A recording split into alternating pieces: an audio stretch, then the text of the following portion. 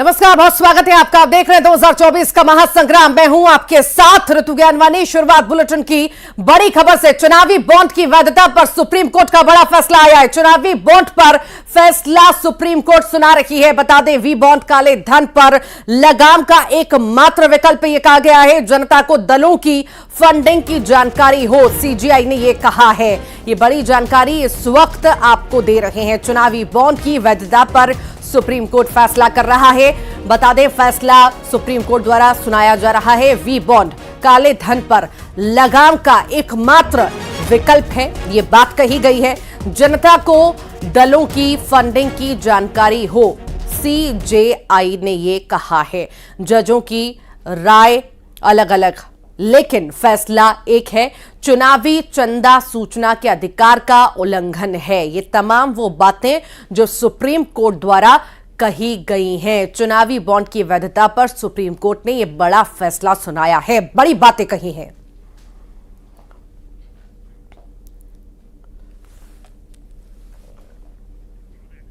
चुनावी बॉन्ड की वैधता पर यह बड़ा फैसला सुप्रीम कोर्ट का सामने आया है। ये बड़ी बातें कही गई हैं। आपको बता दें कि सुप्रीम कोर्ट ने क्या कहा है। वी बॉन्ड काले धन पर लगाम का एकमात्र विकल्प है, यह बात कही गई है। जनता को दलों की फंडिंग की जानकारी हो, यह भी कहा है सीजेआई ने। जजों की राय अलग अलग हो सकती है, लेकिन फैसला एक है, यह भी बात कही गई है।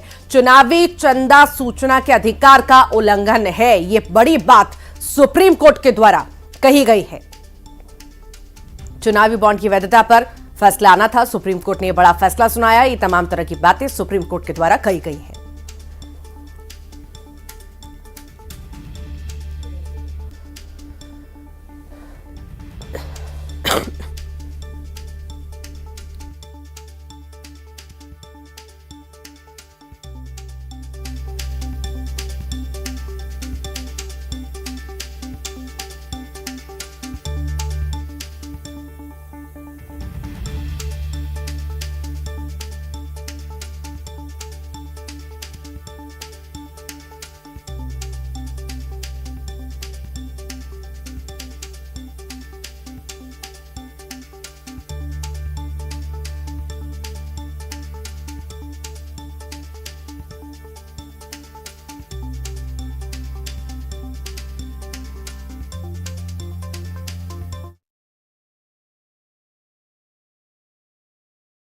नामांकन होना है। बीजेपी और कांग्रेस उम्मीदवार दाखिल करेंगे अपना पर्चा। बता दें, बीजेपी से माया नारोलिया, बंशी लाल गुर्जर के नाम, एल मुरुगन और उमेश महाराज भरेंगे नामांकन। कांग्रेस से अशोक सिंह नामांकन भरने वाले हैं। साथ ही साथ बड़े नेताओं के साथ सभी प्रत्याशी विधानसभा पहुंचेंगे। बड़ी जानकारी इस वक्त आपको दे रहे हैं। राज्यसभा का संग्राम अब शुरू हो चुका है। नामांकन दाखिल करना है, नामों का ऐलान किया गया।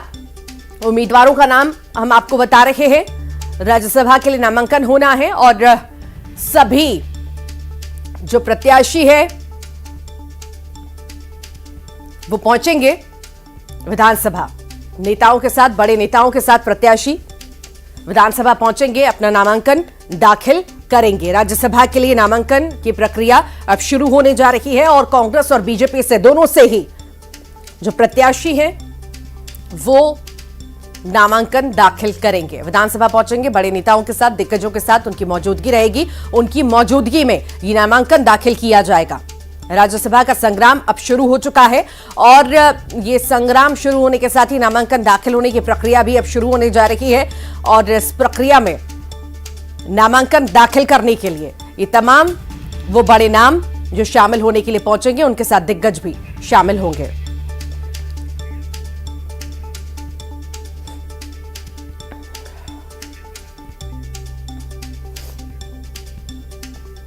ज्यादा जानकारी के लिए हमारे साथ सहयोगी शैलेंद्र भदौरिया बीजेपी ऑफिस से लाइव जुड़ गए हैं। तो वही सहयोगी वासु चौरे भी हैं, विधानसभा से जुड़े हुए हैं। सबसे पहले शैलेंद्र का रुख कर लेते हैं। शैलेंद्र, आज नामांकन दाखिल होना है, राज्यसभा का रण की शुरुआत हो चुकी है, दाखिला होना है, आखिर कब तक होगा, इस बारे में जानकारी विस्तार से दीजिए और कौन कौन से नाम हैं वो भी बताइए। देखिए, बिल्कुल मैं आपको बता दूं कि चारों जो राज्यसभा के प्रत्याशी हैं वो अब बीजेपी दफ्तर पहुंच चुके हैं, चाहे माया नरोलिया हो, एल मुरुगन हो या फिर जो दूसरे जो प्रत्याशी सभी के सब जो है वो पहुंच चुके हैं। इसके अलावा पूर्व मुख्यमंत्री शिवराज सिंह चौहान और मुख्यमंत्री डॉक्टर मोहन यादव भी बीजेपी दफ्तर पहुंचे हुए हैं। प्रदेश अध्यक्ष बीडी शर्मा अंदर मौजूद हैं और इसके साथ ही तमाम जो मंत्री हैं वो यहां पर मौजूद है। अब से कुछ देर बाद जो है वो यहां पर माल्यार्पण किया जाएगा। जिस तरीके की तस्वीरें मैं आपको दिखाना चाहूंगा कि माल्यार्पण होगा और माल्यार्पण के बाद जो है सभी एक रैली के तौर पर विधानसभा के लिए रवाना होंगे। तो बेहद खास दिन आज बीजेपी के लिए है, क्योंकि देखिए 4 जो सीटें हैं जिन पर बीजेपी का कब्जा पहले भी रहा, उन सीटों पर एक बार फिर बीजेपी कब्जा जमाने जा रही है और चारों प्रत्याशी जो है वो घोषित किए गए थे। और जिस तरीके से एक सीट जो है वो कांग्रेस के खाते में जाने वाली, वहां से भी एक प्रत्याशी को घोषित कर दिया गया। तो तमाम जो तैयारियां हैं आप देख सकते हैं, जो कार्यकर्ता हैं वो पहुंचे हैं, ढोल नगाड़ों के साथ स्वागत उनका किया जा रहा है। मंत्री जी हमारे साथ मौजूद हैं, उनसे बात करेंगे। सर, एक बड़ा दिन है, नॉमिनेशन होने जा रहा है, कितना बड़ा दिन मानते? देखिए, निश्चित रूप से आज हमारे 4 राज्यसभा सांसद के प्रत्याशी आज नामांकन करेंगे, जिनकी जीत भी सुनिश्चित है। उसमें यदि जमीनी कार्यकर्ता बंसीलाल जी गुर्जर, माया नरोलिया जी जैसे जमीनी कार्यकर्ता जिन्हें दीर्घकाल से भारतीय जनता पार्टी के संगठन का अनुभव है और बहुत योग्य और क्षमतावान कार्यकर्ता हैं, तो उनका चयन हुआ है। दूसरी ओर आदरणीय उमेश नाथ जी जैसे संत महात्मा जो सार्वजनिक जीवन में लंबे समय से काम कर रहे हैं, तो उनकी तपस्या का भी लाभ प्रदेश को और देश को मिले, ऐसा मैं समझता हूँ। और हमारे चौथे प्रत्याशी केंद्रीय मंत्री हैं मुरुगन जी, तो निश्चित रूप से जहाँ पर भारतीय जनता पार्टी अभी अपना विस्तार कर रही है, ऐसी जगह के यदि कार्यकर्ता को मध्य प्रदेश से मौका दिया गया तो ये भी हमारे लिए प्रसन्नता का विषय है। तो देखिए, जो मंत्री जी वो साफ तौर पर कह रहे हैं कि सभी वर्गों का ध्यान रखा गया और खासकर एल मुरुगन जो तमिलनाडु से आते हैं, दक्षिण में बीजेपी अपनी पैठ बनाने के लिए वहां के कार्यकर्ता को मध्य प्रदेश से राज्यसभा भेजने का काम कर रही है। बताता है किस तरीके से हर जो परिस्थिति है उसका बीजेपी ने जो है ध्यान रखा है। माया नरोलिया जो है ओबीसी वर्ग से आती है, उनको महिलाओं को प्रतिनिधित्व दिया। इसके अलावा बात करें तो उमेश नाथ महाराज जो वाल्मीकि समाज से आते हैं और वाल्मीकि समाज के राष्ट्रीय संत के तौर पर जाने जाते हैं, तो अपनी सनातन को ध्यान में रखते हुए उनको मैदान में उतारा है। किसान नेता के तौर पर बंसीलाल गुर्जर की पहचान है, उनको मैदान में उतारा है। तो ये तमाम जो प्रत्याशी जो चयन किया गया है वो काफी सोच समझ के किया गया है। सोशल इंजीनियरिंग का पूरा ध्यान जो है इस पूरे प्रत्याशी चयन में रखा गया है। जी ठीक, लगातार बने रहिएगा शैलेंद्र, आपके पास लौटेंगे। वासु भी लगातार हमारे साथ जुड़े हुए हैं। वासु, लगभग तय माना जा रहा है कि निर्विरोध यह चुनाव होगा, चूंकि 5 सीटों पर होना है, 4 पर बीजेपी ने अपने उम्मीदवार उतार दिए, साथ ही साथ कांग्रेस ने एक। अब विधानसभा पहुंचने का भी सिलसिला शुरू होगा, नामांकन दाखिल करने के लिए पहुंचेंगे, कितना समय लग सकता है, कब तक पहुंचेंगे, कौन कौन उनके साथ शामिल होगा, बताइए।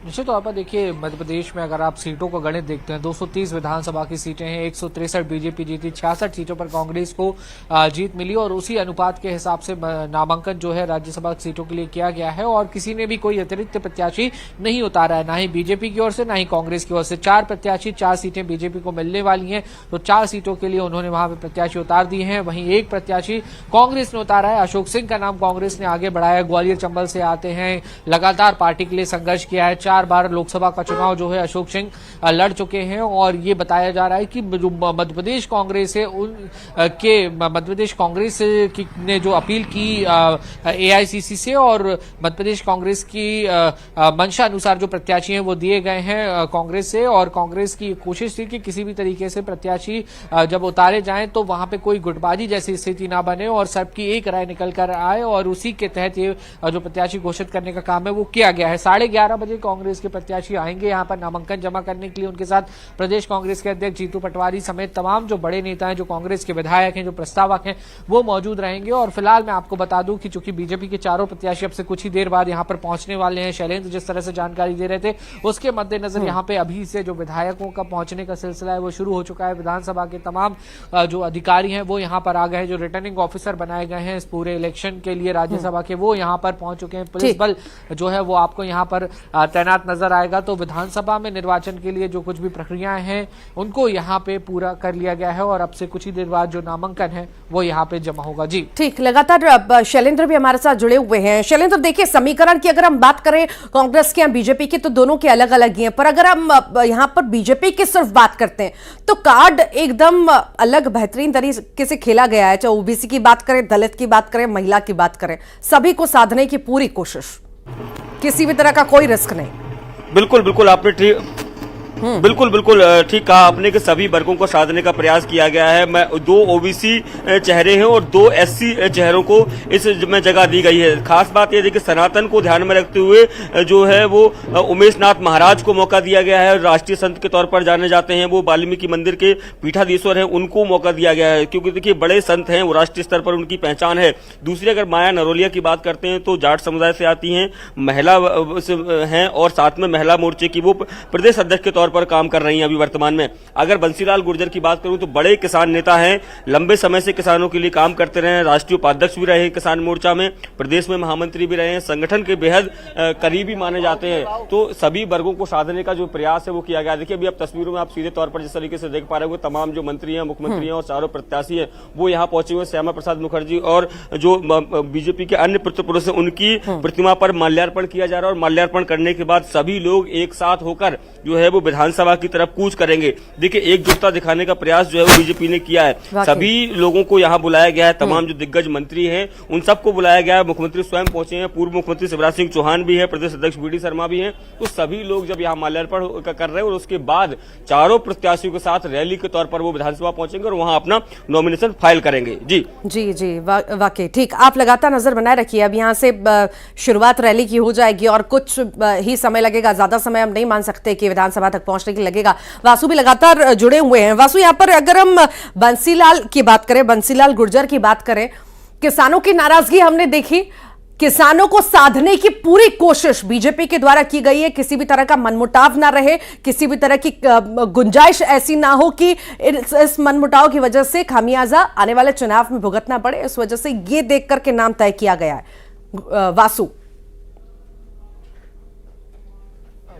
बिल्कुल, देखिए जिस तरह से विधानसभा के परिणाम बीजेपी के पक्ष में आए हैं उससे बीजेपी को काफी स्पेस मिल रहा है। तमाम तरीके के जातीय समीकरणों, क्षेत्रीय समीकरणों या जैसा कि आप जिक्र कर रही थी किसानों की बात करें या अलग अलग वर्गों की बात करें, उनको साधने की और उनको प्रतिनिधित्व देने के लिए बीजेपी के पास पर्याप्त स्पेस है, पर्याप्त सीटें उपलब्ध हैं। और जिस तरीके से बीजेपी के संगठन की मजबूती है, जो पार्टी आलाकमान तय कर देती है, उसी लाइन पर तमाम सारे जो नेता हैं वो चलते हुए नजर आते हैं और यही कामयाबी की वजह है। जो किसान आंदोलन एक तरफ चल रहा है, दूसरी तरफ आज राज्यसभा के लिए जो नामांकन हो रहा है और वहां पे बंसीलाल गुर्जर जैसे नेता का नाम सामने आता है जो कि किसानों से जुड़े हुए हैं, किसानों के बीच संघर्ष करते रहे, तो बीजेपी का एक पॉजिटिव मैसेज देने का कोशिश और किसानों के बीच में ये बात पहुंचाने की ये पूरी कवायद है कि हम किसानों के हित में हैं, किसानों को प्रतिनिधित्व देते हैं, किसानों को मौका देते हैं, हमेशा किसानों के पक्ष में काम करते हैं। लौटती हूं आपके पास, जो प्रत्याशी हैं वो भी मौजूद हैं जहां पर शैलेंद्र पहुंचे हुए हैं। शैलेंद्र, बात कर रहे थे आप, बात करने की कोशिश कीजिए। देखिए बिल्कुल सभी प्रत्याशी यहाँ पहुंचे हुए, उनके साथ मुख्यमंत्री डॉक्टर मोहन यादव भी है, प्रदेश अध्यक्ष वीडी शर्मा के बाद अगर बात करें मध्य प्रदेश सरकार के तमाम या फिर जो अन्य नेता है वो सभी लोग दिखाने का जो प्रयास यहाँ पर किया गया है और सभी लोग अब देखिए माल्यार्पण कार्यक्रम खत्म हुए और अब यहाँ से सभी लोग जो है वो अब बीजेपी दफ्तर से अब विधानसभा के निकलेंगे और वहाँ पर जो है वो नॉमिनेशन फाइल करेंगे। बेहद खास दिन आज। तो तस्वीर आप देख रहे हैं बीजेपी ऑफिस से, आपको लाइव तस्वीरें इस वक्त दिखा रहे हैं दिग्गजों का, तमाम दिग्गजों का यहाँ जमावड़ा, यहाँ पर सब एकजुट हुए हैं, यहाँ से रैली निकाली जाएगी। तस्वीरें आपने देखी, चाहे मुख्यमंत्री हो, चाहे पूर्व मुख्यमंत्री हो, प्रदेश अध्यक्ष हो, सभी की मौजूदगी यहाँ पर है और यहाँ से विधानसभा का रुख ये करेंगे, पहले रैली निकालेंगे, उसके बाद विधानसभा पहुंचेंगे, विधानसभा पे पहुंच करके नामांकन दाखिल किया जाएगा। जो जो प्रत्याशी हैं जिन्हें मैदान में उतारा गया है, जिनका नाम फाइनल किया गया है, वो सभी पहुंचे। इनके साथ ये सभी दिग्गज पहुंचेंगे विधानसभा, नामांकन दाखिल होगा, क्या कुछ कह रहे हैं? माननीय प्रधानमंत्री जी का, माननीय अमित शाह जी का, माननीय राष्ट्रीय अध्यक्ष जेपी नड्डा जी का बहुत हृदय से धन्यवाद और आभार करता हूं कि ऐसे कार्यकर्ताओं को मध्य प्रदेश के राज्यसभा के लिए चुना है जो जमीन से जिन्होंने काम किया है। किसान नेता बंसीलाल गुर्जर, जिन्होंने किसानों के क्षेत्र में और छोटे से बूथ से काम प्रारंभ किया, आज उन्हें राज्यसभा का प्रत्याशी बनाया है। महिला मोर्चे की हमारी प्रदेश की अध्यक्ष जो पंच रही है, सरपंच रही है, नगर पालिका की अध्यक्ष रही है, महिला मोर्चे की प्रदेश की अध्यक्ष है, उन्हें नॉमिनेट किया है। आज वो राज्यसभा के निर्वाचन के लिए पर्चा भरेंगी। तो साथ में ही उमेश नाथ जी महाराज, जिन्होंने दलित समाज के लिए, हमारे अनुसूचित जाति भाई और बहनों के लिए, सामाजिक समरसता के लिए देश के अंदर सामान्य नहीं, जिन्होंने अपने जीवन के पूरे समय को इस काम में लगाया है, ऐसे आदरणीय उमेश नाथ जी महाराज आज भारतीय जनता पार्टी के नेतृत्व ने उन्हें इसके लिए नॉमिनेट किया राज्यसभा के सदस्य के लिए।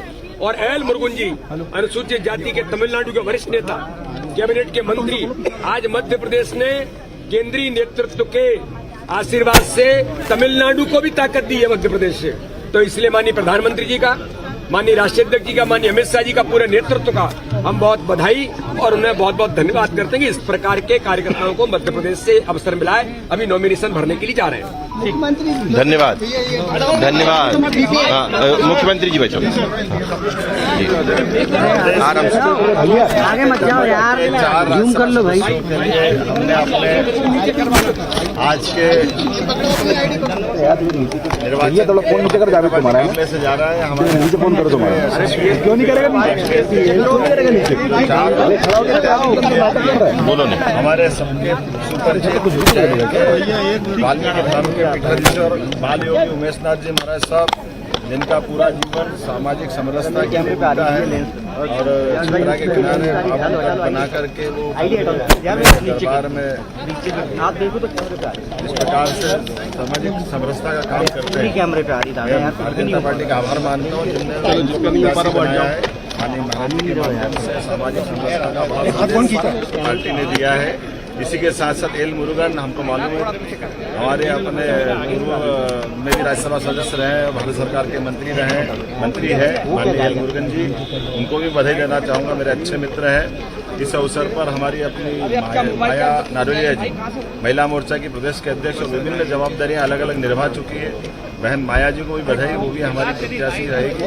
इसी के साथ साथ हमारे सबके सुपरिचित और कृषि उपज मंडी से लेकर के पंचायत, पंच, सरपंच, बहुत सारा दायित्व का निर्वहन करने वाले बंसीलाल जी गुर्जर साहब, जो किसान मोर्चा के दायित्व रहे हैं, अभी राष्ट्रीय उपाध्यक्ष भी, मैं उनको बधाई देना चाहूँगा। और उस अवसर पर हमारा पूरा भारतीय जनता पार्टी का नेतृत्व, मैं सबके साथ आपको भी बधाई देना चाहूँगा कि हमारी वास्तव में ये जो नया प्रतिनिधित्व मिलने वाला है, ये हमारे प्रदेश के लिए भी सौभाग्यशाली रहेगा और राज्यसभा में निश्चित रूप से आपकी उपस्थिति से राज्यसभा का मान बढ़ेगा और भारतीय जनता पार्टी की जो गौरवशाली परंपरा है उसमें और चार चांद लगेंगे। मेरी अपनी ओर से सबको बधाई। ये तस्वीरें बीजेपी ऑफिस से आप देख रहे हैं। यहाँ पर सारे ही उम्मीदवार मौजूद और साथ ही साथ यहाँ पर यहाँ से रैली की शुरुआत, इसके बाद विधानसभा रुख सभी करेंगे और दिग्गजों की मौजूदगी में सभी नामांकन दाखिल करेंगे। लाइव तस्वीरें इस वक्त हम आपको दिखा रहे थे, सहयोगी लगातार जुड़े हुए थे, जानकारी दे रहे थे, लाइव तस्वीरें दिखा रहे थे और शैलेंद्र लगातार हमारे साथ जुड़े हुए थे, जानकारी दे रहे थे। वासु भी लगातार जुड़े हुए थे, वो भी जानकारी दे रहे थे। आप दोनों का बहुत बहुत शुक्रिया फिलहाल के लिए जानकारी साझा करने के लिए।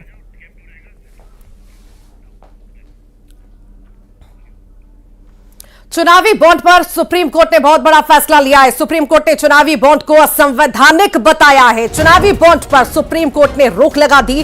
बैंक चुनावी बॉन्ड बेचना बंद करे, यह बड़ी बात कही गई। रिश्वत का जरिया बन सकता है चंदा, यह भी बात कही गई है सुप्रीम कोर्ट के द्वारा। यह बड़ी जानकारी इस वक्त आपको दे रहे हैं। सुप्रीम कोर्ट का फैसला आना था चुनावी बॉन्ड पर और चुनावी बॉन्ड पर यह बड़ा फैसला सुप्रीम कोर्ट ने सुनाया है। कहा है कि असंवैधानिक है ये, चुनावी बॉन्ड पर रोक लगा दी है सुप्रीम कोर्ट ने। कहा कि बैंक चुनावी बॉन्ड बेचना बंद करे, रिश्वत का जरिया बन सकता है चंदा। तो ये बड़ी बातें सुप्रीम कोर्ट के द्वारा चुनावी बॉन्ड को लेकर के आज फैसला आना था, फैसला आ चुका है। सुनवाई लगातार हो रही थी और ये बड़ी बातें सुप्रीम कोर्ट के द्वारा असंवैधानिक बता दिया गया है। ज्यादा जानकारी के लिए सुशील हमारे साथ जुड़ गए हैं। सुशील, राज्यसभा माफ कीजिएगा, चुनावी बॉन्ड पर यह बड़ा फैसला आना था और बड़ा फैसला सुप्रीम कोर्ट ने सुना भी दिया है, असंवैधानिक इसे बताया है और फटकार कहीं ना कहीं लगाई है। फिर से जुड़ने की कोशिश करेंगे सहयोगी से, यह बड़ी जानकारी इस वक्त आपको दे रहे हैं। और इसी के साथ ही यहां रुक रहे छोटे से ब्रेक के लिए, जल्द लौट रहे हैं और भी खबरों के साथ।